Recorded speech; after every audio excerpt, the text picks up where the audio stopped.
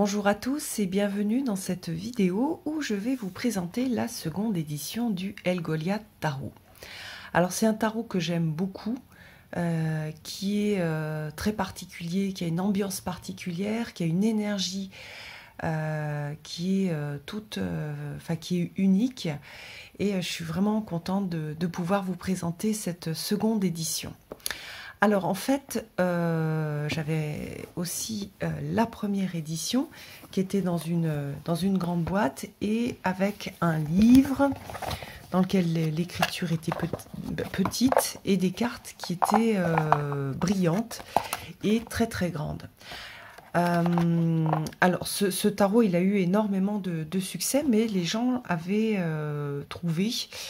les utilisateurs trouvaient, dont moi d'ailleurs, que les cartes étaient trop grandes, donc difficiles à utiliser, et que au niveau de l'écriture, c'était trop petit. Donc ça, c'était la première édition. Et donc l'auteur, El Goliath, a retravaillé en fait son jeu pour en faire une édition plus facile à utiliser. Donc on a une boîte qui est brillante cette fois-ci, alors que la boîte précédente était mate. Elle est moins épaisse, regardez l'intérieur, c'est super joli. Le livre est plus grand, donc même si l'écriture reste petite, c'est beaucoup plus facile à lire pour des gens comme moi, qui ont des yeux qui commencent à être fatigués.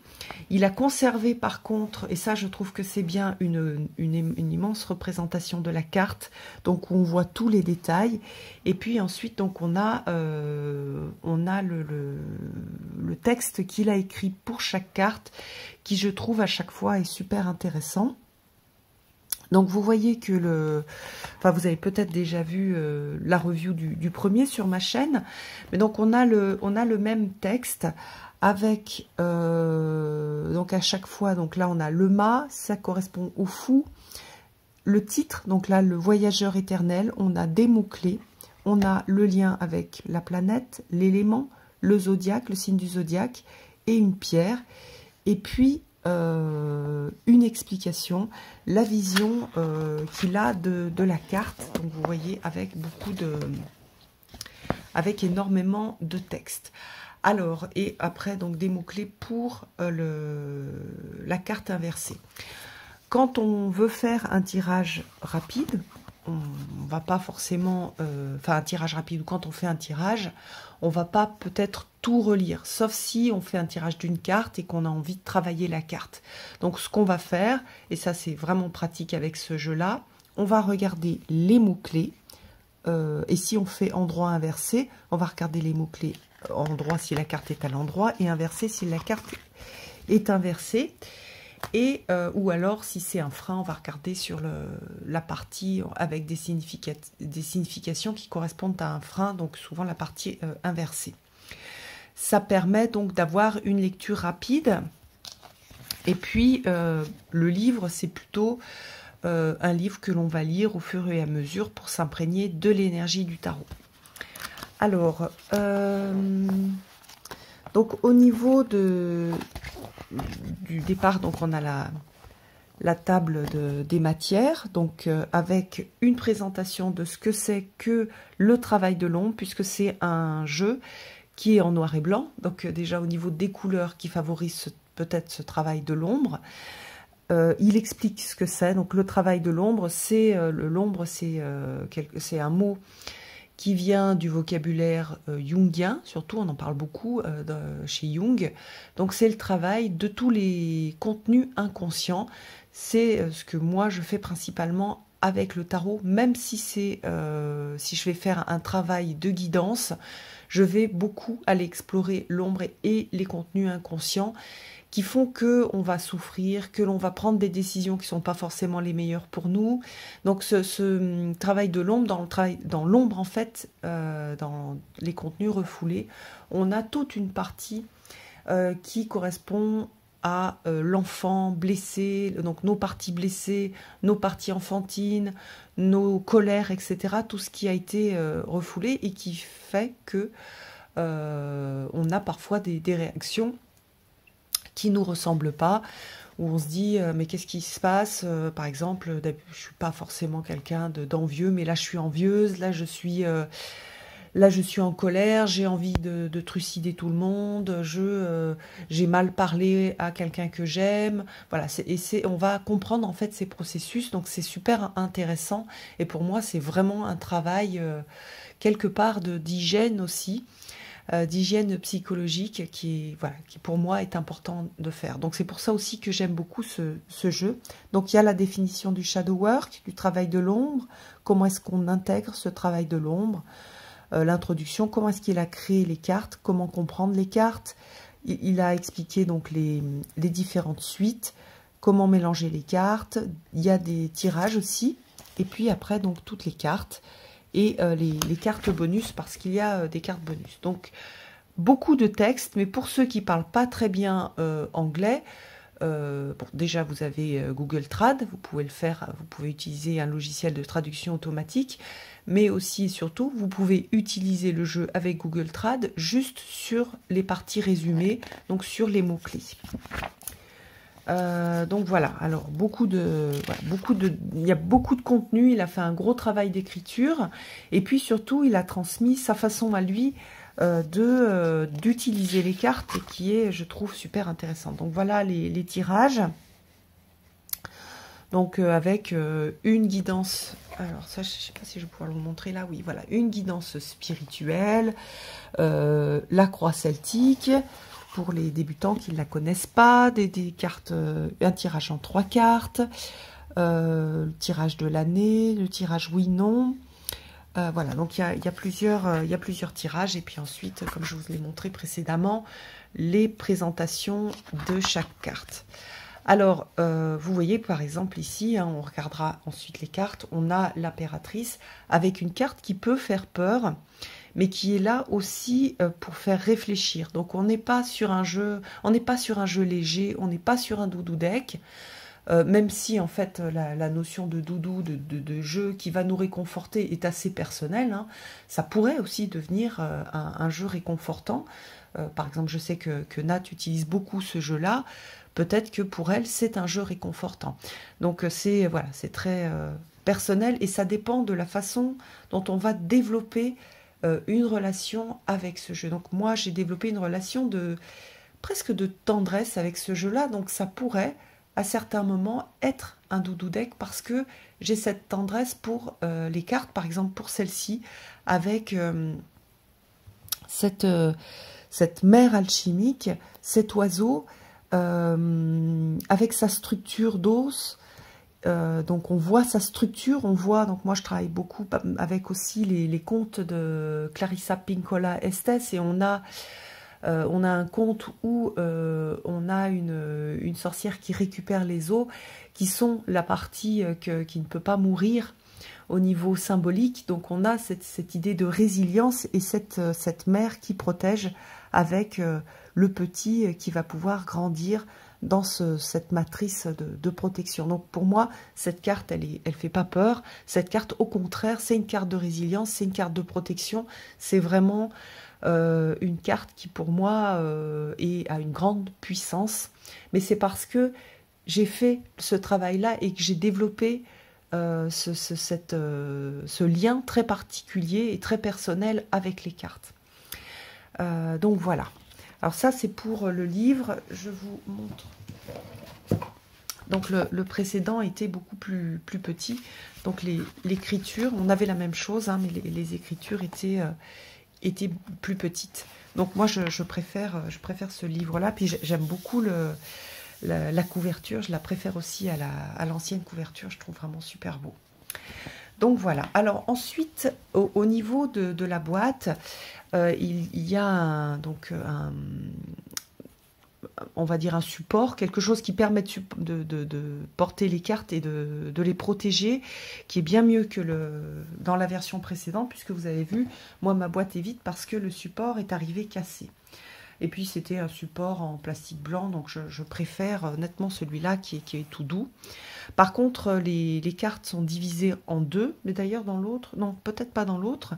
Alors ça permet d'avoir une boîte qui est moins épaisse, Et ça, c'est pas mal parce que vous avez certainement remarqué, quand on commande des jeux à l'étranger, les frais de port sont très chers. Et ça dépend pas de l'auteur. Ça dépend des systèmes postaux. Et donc, là, ça permet d'avoir un jeu plus fin et voilà, d'avoir des frais de port qui sont moins élevés. Alors, donc c'est super joli. On a on a des petits rubans.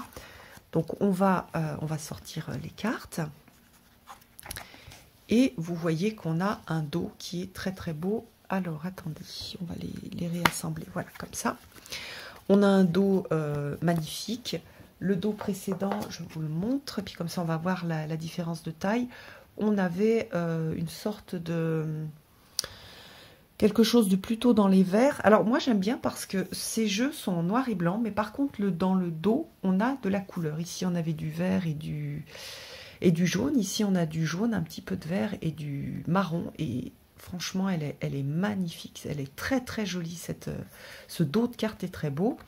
Là on avait des cartes qui étaient brillantes, grandes et brillantes. Ici on a un traitement mat et un toucher qui est très très agréable.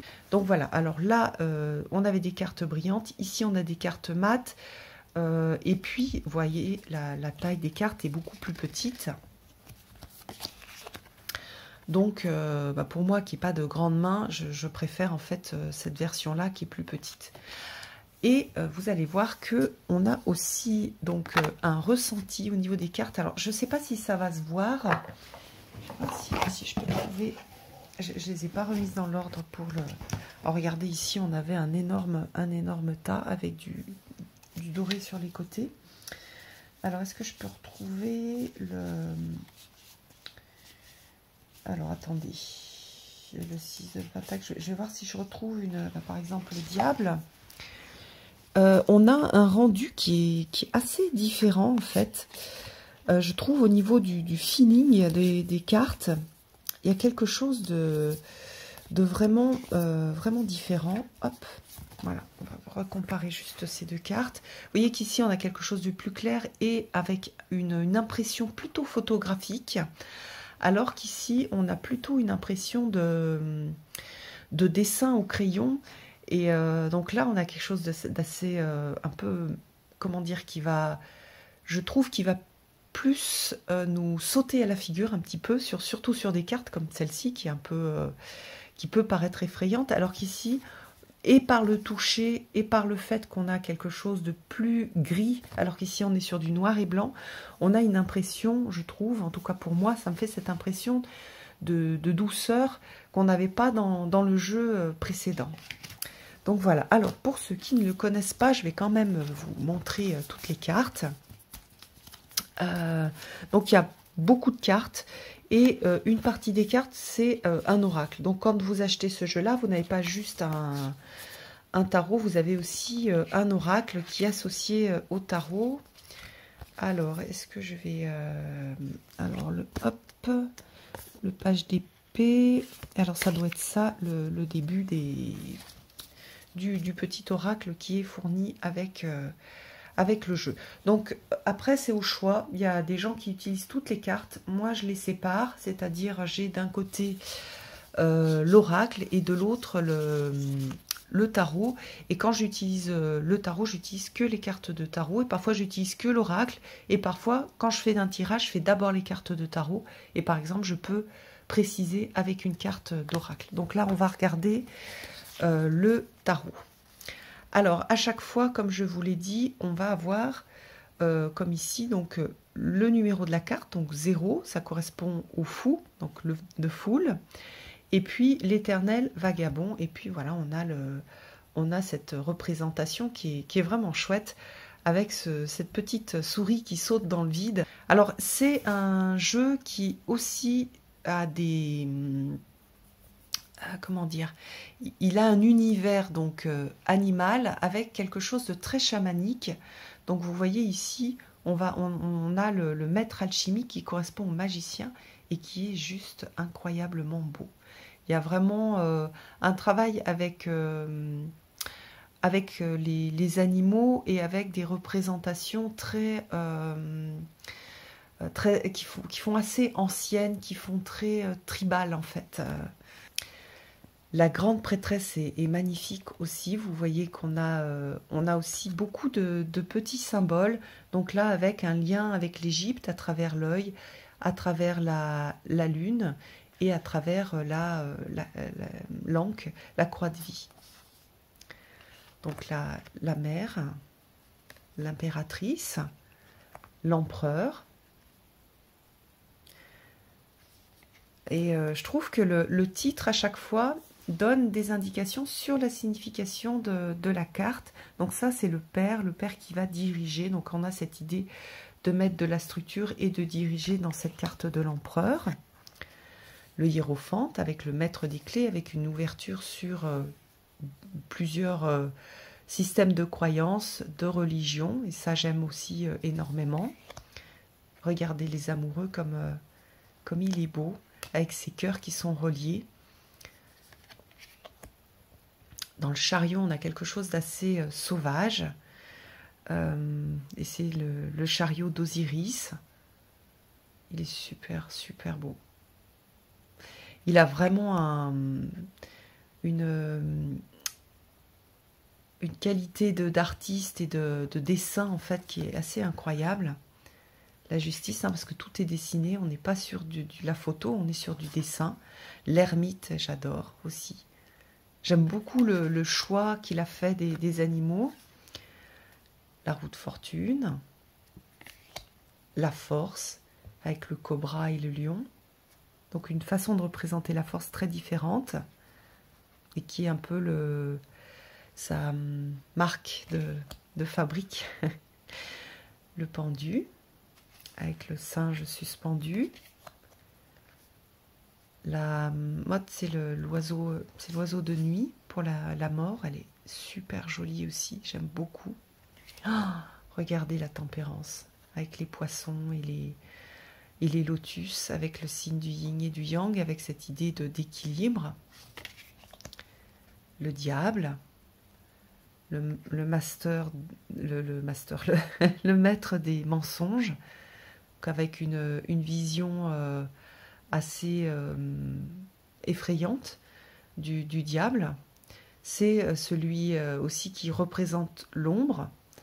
Donc on a quelque chose je trouve, de très représentatif. Quand on va tirer cette carte, on sait qu'on va aller chercher des contenus de notre ombre ou de l'ombre des autres, hein, parce que les autres sont faits comme nous aussi.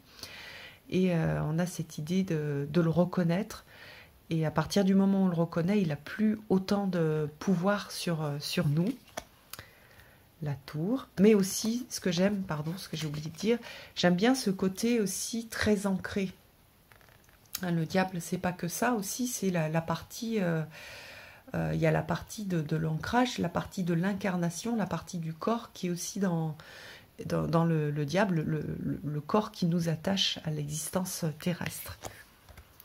La tour avec l'arbre en feu. Oh, j'adore cette étoile. La lune. Le soleil avec la maman ours et le petit ours. Donc ça fait, il est beaucoup plus, c'est une représentation beaucoup plus douce. Le jugement avec une idée de transcendance. Et le monde avec le cercle sacré. Regardez comme c'est beau. Il y a vraiment un très très joli travail. Alors, l'as de coupe, avec des griffes d'oiseau. Le 2 de coupe.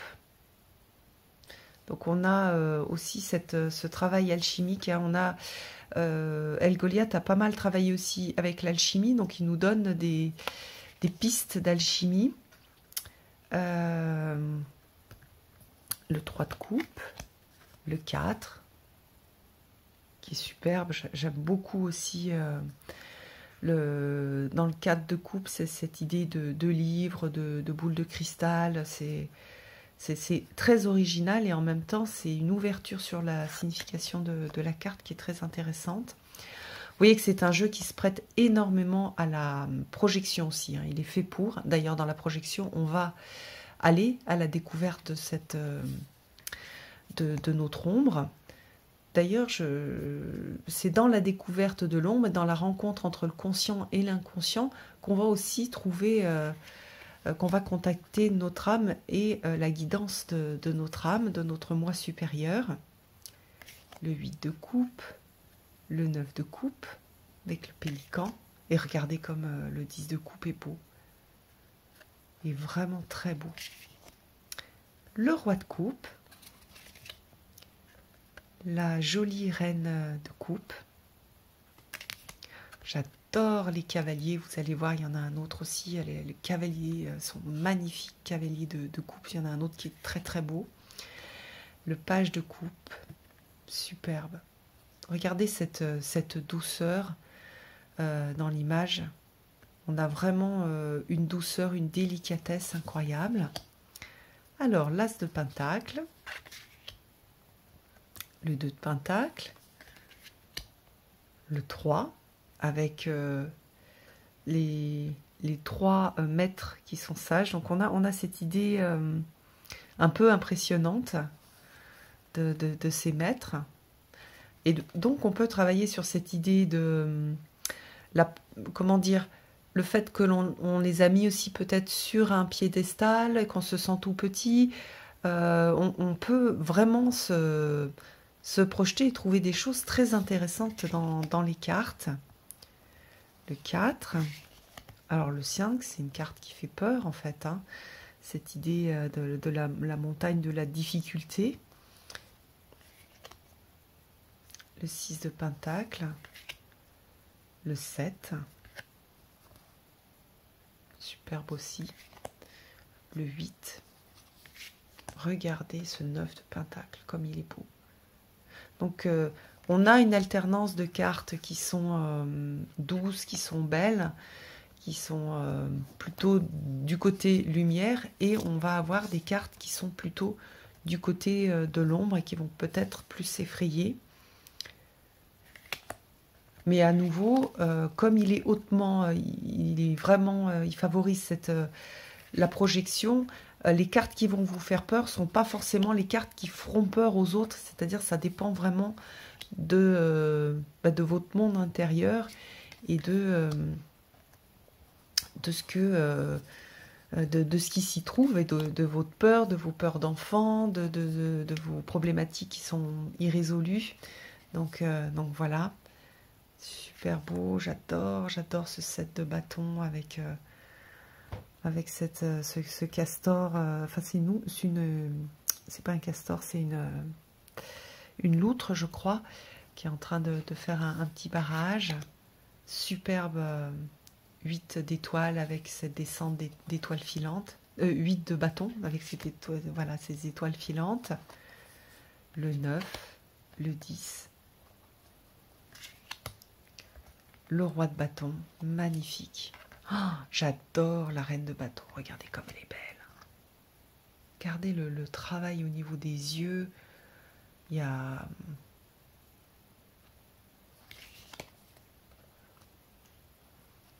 Là aussi, c'est vrai qu'il y a il y a vraiment des cartes où souvent je reste sans voix. J'adore les cartes de course, sont super belles. L'as d'épée, le 2 d'épée, avec cette idée de vision au-delà, hein. C'est pas par les yeux, mais c'est par la lumière, donc une vision plus différente.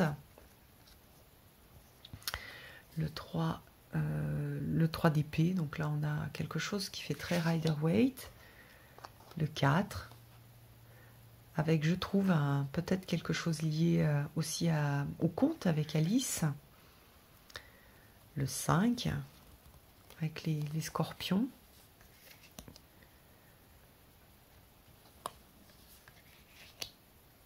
Regardez, le 7 est très sympa aussi, avec le serpent qui s'est introduit dans le nid et qui vole un œuf.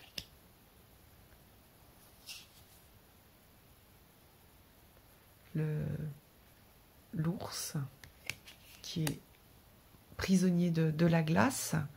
Donc vous voyez, ça fait par exemple, ça fait écho à certaines choses pour moi.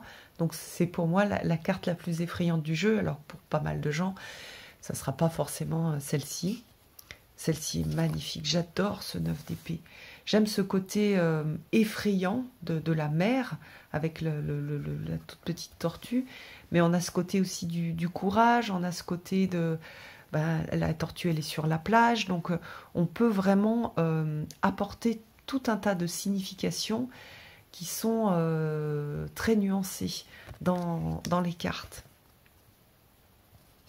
Le 10 d'épée avec cette carte du désert.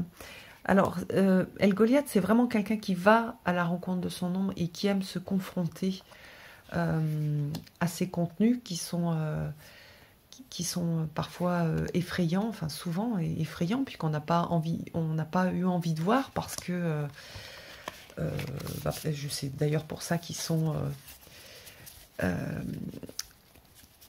qui sont dans l'inconscient. Alors l'inconscient, c'est super intéressant, hein, il ne sert pas à rien du tout. Il y a des contenus, par exemple quand on est enfant, auxquels on ne peut pas faire face. Donc l'inconscient, il a un rôle à jouer. Il est très important. Si on n'avait pas d'inconscient, on serait très très mal. Donc il faut, c'est un peu comme l'inconscient, c'est la marmite de transformation aussi que l'on peut voir dans des contenus de sorcières, par exemple. On a cette idée de chaudron dans lequel qu'est-ce qu'on va faire avec ce chaudron, qu'est-ce qu'on va faire cuire, qu'est-ce qu'on va transformer, qu'est-ce qu'on va rajouter, comment est-ce qu'au niveau conscient, on peut aider la transformation dans le chaudron, sachant qu'il y a des transformations qui se font toutes seules. On a un cerveau qui est assez performant, donc il y a des choses qui se font, hein, par exemple la résilience, elle peut se faire en dehors du conscient. Il y a des gens qui ont une grande capacité de résilience et qui sont capables de survivre à certaines choses difficiles sans forcément faire un travail conscient. Mais il y a certaines choses pour lesquelles on peut apporter de la conscience, on peut travailler pour pouvoir faire grandir et découvrir des choses qui sont aussi, donc soit guérir, soit vivre de façon plus consciente avec cet inconscient, soit aller découvrir des trésors en nous qu'on n'a jamais osé découvrir parce qu'on nous a dit par exemple que c'était pas bien, c'est pas bien pour une femme de se mettre dans la lumière, parce que par exemple ça la met en danger. Voilà, il y a par exemple des choses comme ça, quand on va les découvrir, qui peuvent ouvrir des portes et permettre un élargissement et un enrichissement de sa vie personnelle. De toute façon, le travail avec les contenus inconscients, c'est toujours enrichissant, mais il faut toujours le faire, bien sûr, avec délicatesse, parce qu'il y a des choses qu'on n'est pas prêt, pour lesquelles on n'est pas prêt à travailler. Donc voilà, quand on les voit, on peut se dire, non, là, je me sens pas prêt ou prête, et puis on le met de côté. C'est pas le moment. On pourra peut-être y revenir plus tard. Voilà. Sachant que justement les cartes sont bien parce qu'elles permettent d'y aller à notre rythme. Donc voilà, on va se projeter dans la carte, on va voir un certain nombre de choses, on va savoir ou non pourquoi, on va vouloir ou non travailler avec la carte, par exemple écrire. Et ça permet de faire quelque chose d'assez doux. Et puis on va choisir ou non de travailler avec un jeu aussi. Alors voilà, ça ce sont les cartes d'oracle. Donc on a la petite souris avec le serpent. On a alors c'est l'équivalent d'un Dreamcatcher, hein, de l'ombre.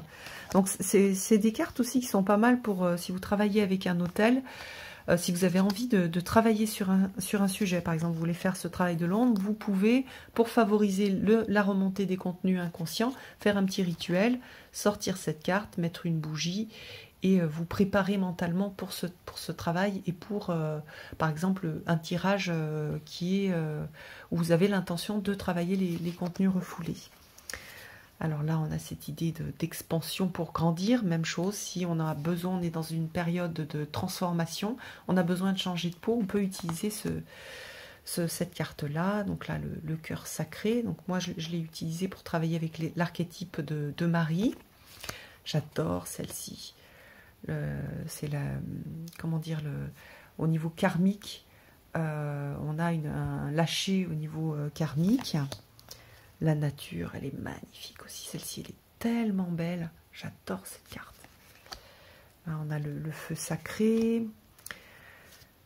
Donc voilà, on a énormément aussi de cartes complémentaires que l'on peut utiliser, donc soit pour faire le travail avec la carte sur un autel ou dans le cadre d'un rituel. Regardez là, la sauge. Donc pour les gens par exemple qui sont allergiques ou qui n'aiment pas les odeurs de sauge mais qui veulent purifier, vous pouvez aussi utiliser la carte. On peut aussi utiliser le pouvoir de l'image dans la magie.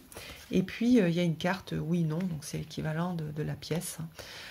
Est-ce que c'est oui, est-ce que c'est non? Donc ça, moi, je n'utilise pas parce que je trouve que c'est beaucoup trop incomplet et que parfois c'est oui mais et ou non mais. Les choses sont jamais aussi duel, on n'est pas dans un monde ni dans une existence où on a une grande dualité, même si souvent on le croit. Tout n'est pas complètement bien, tout n'est pas complètement mal. Il y a toujours un petit peu des deux, donc on a cette idée de, voilà. Mais pour les personnes qui aiment faire ça, vous avez une carte oui/non. Donc voilà pour la présentation de cette nouvelle édition. Voilà, moi je trouve que c'est vraiment un jeu qui est unique et qui permet de faire pas mal de choses intéressantes. Je sais que c'est un jeu qui a énormément de succès, notamment pour ce travail de l'ombre. Voilà, moi je l'aime beaucoup, puis j'aime beaucoup l'artiste et l'auteur et artiste. J'aime bien sa personnalité qui est très... il est pas justement, c'est pas quelqu'un qui est énormément tempéré, il est beaucoup dans la manipulation de l'énergie de façon très intense. Il a énormément d'intensité, voilà, c'est ça, il porte énormément d'intensité et on le retrouve dans ce jeu. Et j'aime cette intensité, oui, ce côté très intense. Puis c'est quelqu'un aussi de très sensible, donc on a aussi cette sensibilité dans le jeu qui me plaît beaucoup. Voilà, j'espère que je vous aurai fait rêver, ou en tout cas découvrir ou redécouvrir ce jeu. Je mettrai le lien pour le trouver. Donc c'est un jeu auto-publié, hein, et il vient de loin. Donc c'est un jeu qui est assez onéreux, mais je trouve qu'il y a vraiment un beau travail qui est possible avec ce jeu. Voilà, je vous embrasse tous et je vous donne rendez-vous pour une prochaine vidéo. À bientôt!